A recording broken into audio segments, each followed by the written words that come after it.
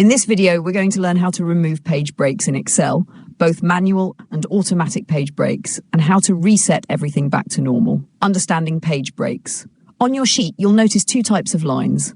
One, dotted lines, automatic page breaks. These appear automatically and are based on a paper size, margins, scale, page orientation, and other print settings.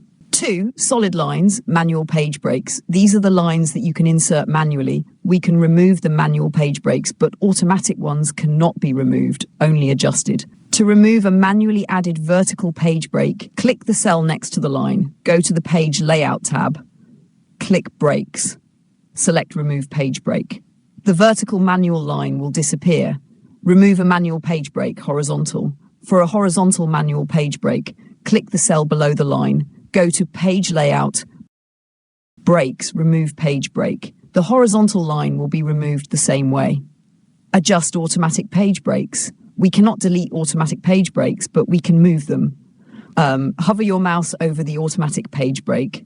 When the double-headed arrow appears, click and drag the line to adjust it.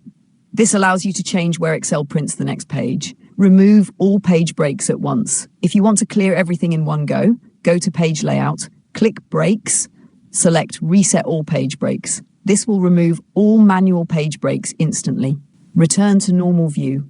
If you want to exit Page Break Preview, go to the View tab. Under Workbook Views, select Normal. Your sheet will go back to the regular Excel view.